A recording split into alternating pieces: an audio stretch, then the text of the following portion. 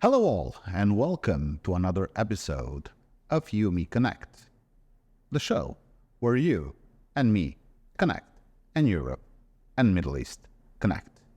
On this episode, we're in a very nice place in Dubai at the 31st floor, where I'm sitting down with first of all, friend of mine, and second of all, a platinum member of our community. And she has so many things to tell you about the legal side of things and life in UAE for a long time. I'm going to introduce you all to Bianca Gracias. Hello, Bianca, and welcome to my show. I'm sure the audience has a lot of things that they want to know from you, but we're going to start with a very simple question. Who's Bianca Gracias? Bianca Gracias is, I would say, in my own words, a fun-loving lawyer who speaks non-legalese and helps businesses, especially SMEs in the UAE, grow, scale their business to become empires. Wow. Okay, so now I'm in the right place then. So it's a good place to be. I want to be an empire, it's fun. Okay, so how long have you been in UAE? Well, I've been here for a good 19 years now. Oh my God. So tell us a little bit about your background. Why did you choose to become a lawyer? Well, I think it was my father who always ingrained in me the sense of justice. And that propelled me along to become a lawyer. And I couldn't think of I didn't want to do criminal law.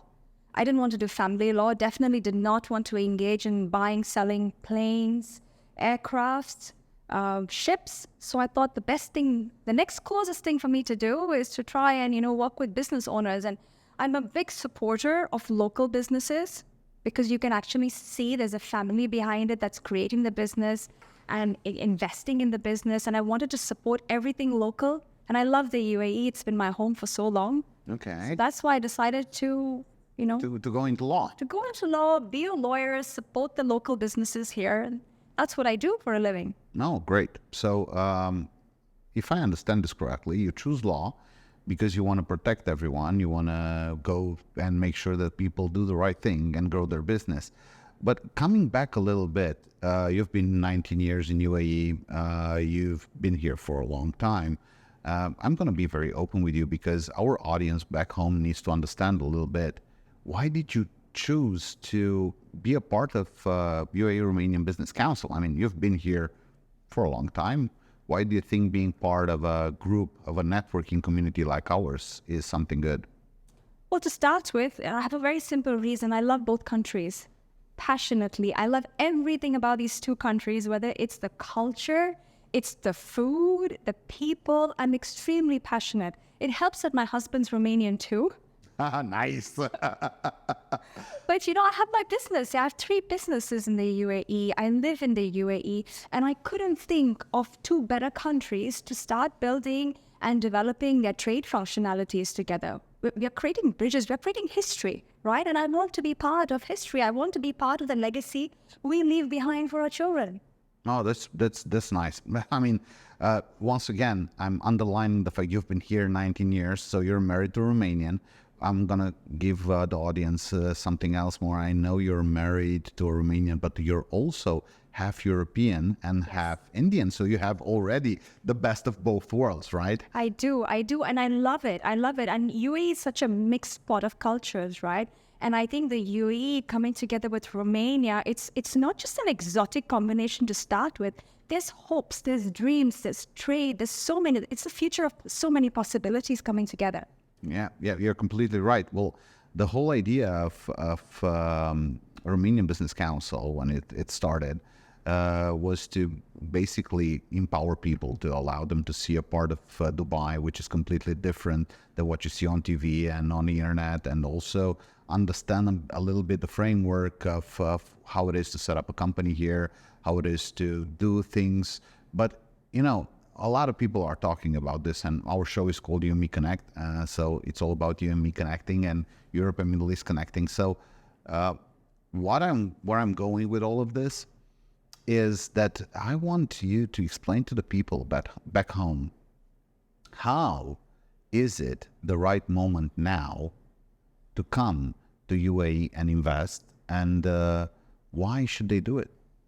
Why not is the other question I would want to ask everybody back home. If you are thinking of setting up a business or you already have a business in Romania, why wouldn't you want to come and explore the Middle East? In fact, UAE was ranked 1 and on the entrepreneurial index for innovation and entrepreneurship. We're actually number 1 in the Middle East as well. Wow. So you wouldn't want to go anywhere else in the Middle East if you want to expand your business, but you'd want to come to UAE and you'd want to be at the forefront of whichever sector you're in. There's scope here to develop your business. We are still developing. So there's a lot of scope to start developing whatever niche you have in the country. And we're starting off with the business council. So why not now? Why wait? Yeah, you're right. And besides this, once again, I'm going back to you. I'm sorry, you're a lawyer, so you know the laws, you know how things work. You've been doing this for 19 years. You're very experienced. Explain to us a little bit from your standpoint, from your entrepreneur, business owner, and lawyer. It's a really nice mixture because you understand the laws, but at the same time, you also invest. You also want to grow your business. Explain to me a little bit, how was UAE for you so far, and where did you start, and where are you heading? Well, when I came to the UAE first, I started out as an employee. But then I loved the UAE so much, and I found a niche for myself, right? I found that very, very few law firms or legal consultants offering legal services to SME business owners. And I thought to myself, I want to be out there. I want to be one of the front runners when it comes to helping business owners like yourself, like myself, set up businesses here in the UAE. I want to help them license themselves, structure themselves, help them to grow, scale, help them to fundraise in a legally compliant manner, and expand throughout the Middle East with UAE as their home. You just touched a nerve there, if you ask me, because setting up the company, opening your business. Okay, nowadays it's all electronic, automatic. A lot of folks home go online and do it themselves. But what they do not understand is that you have to do everything in a regulated manner, because you might find yourself one day that you believe you've done everything right, but if you do not have the right angle on your business, you're going to find yourself in a pickle. Is that something that happened to people here? Absolutely. Believe it or not, UAE is a land of opportunity. You have got 60 plus options to choose from if you want to set up a company, just a company. 60 plus options. Imagine that. Which other country would offer you that many options? So if you have so many options to choose from, where are you going to go and set up your business, and how are you going to choose how to structure your business, whether it's going to be a sole proprietorship, an LLC, a branch, a subsidiary? How do you choose? How do you structure? So coming into the UAE and setting up in a way that you build your foundation, and after you build, you can also scale and grow in a successful manner so you can build your empire. Of course. And at the end of the day, that's what you have to do. You have first to understand. This is what I've been telling a lot of folks. I said, guys, first off, don't go jumping in. Don't come here saying it's the promised land. Well, it is the promised land if you're doing steps the right way. It is a place that accelerates you if you're good in what you do, if you're serious. But once again, you can become an empire if your foundation is good. So I think that is something that you've stressed out very well, and it's very important for the folks to understand. Now, coming back a little bit to your background here and the way things are being set up, let's just understand a little bit what would be the steps I would have to do in order for me to incorporate my business here and choose the right path. What do I have to do? I think the first thing you need to do is see a good lawyer. That's true. It helps if you have a favorite lawyer. Yeah, true. So first see a lawyer, I'd say, and just try and understand the landscape. If you have a business idea in mind, or you already have a business back home in Romania, say, and you're thinking of expanding that business here, you want to talk to the lawyer about your ideas, your hopes, and especially your business plan. How do you want to expand? What are your business activities? Are those business activities available here in the UAE? Can they be, can you get a good license, and where can you get that license? What are the costs going to be for that license? And do you need visas? Do you need an office space? And how can you scale and grow from there? Because there are certain limitations when you set up in free zones, right? There are little pockets of free zones that grant you 100% ownership. And there are certain activities in the mainland where you can have full freehold ownership, but there are some activities that you cannot. So you need to understand exactly based on your activity, on who your demographic is, what you're trying to do, how you want to structure your business. That's how, on the basis of which you will get a license. So it's very critical, I would say, to go speak to a lawyer first, as opposed to just going to an agent who will not really advise you in your best interest, but will say, where can you get the cheapest license? Okay, I have a free zone for you. I'll get you the cheapest license. That is so not the way to go and license yourself. Okay, got it. So virtually talking to someone that actually understands is the way to go. So being a member of our community is a good place to start, because you're going to be interacting with a lot of people that already have the experience. And of course, you're a platinum member, so of the Romanian Business Council, and I'm sure that the people there will be able to interact with you and understand there exactly what the place they have to be in and the place they have to go to.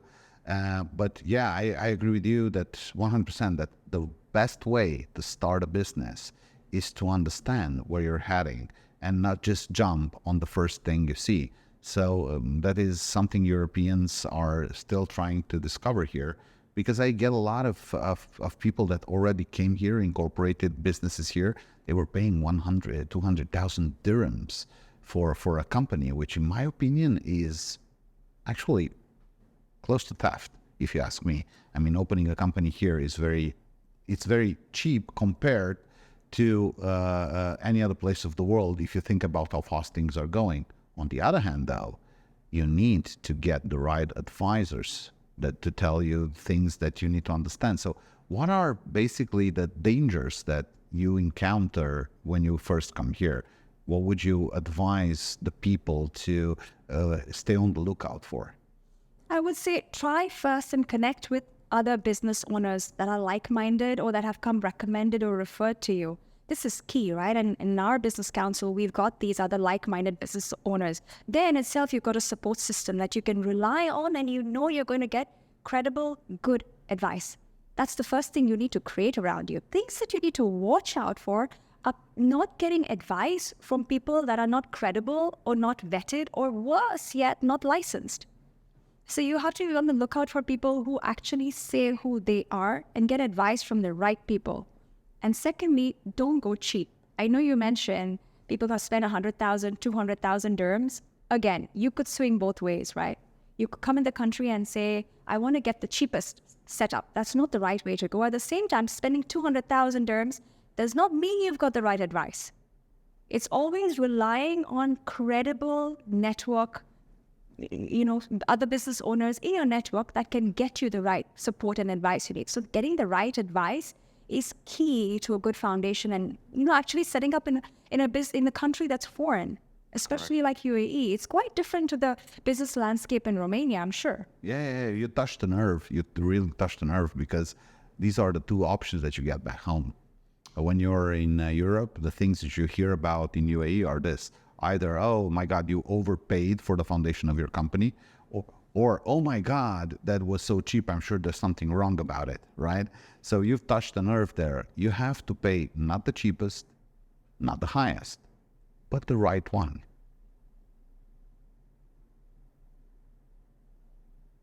So, Blake, I think...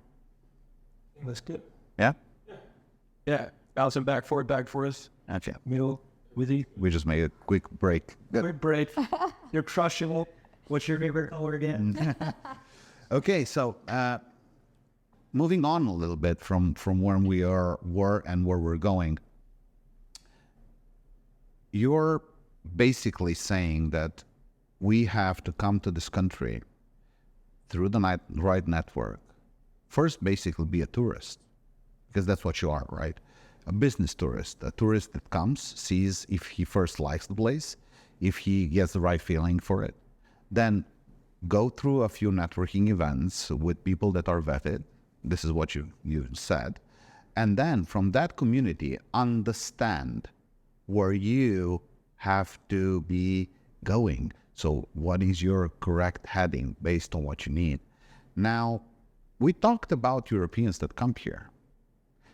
Are there people from here you think that might want to do business in Europe, that might want to come to Europe and invest there or trade or do something else? Or is it just one way, Europe to UAE? Absolutely. I, for one, would love to one day set up a business in Romania.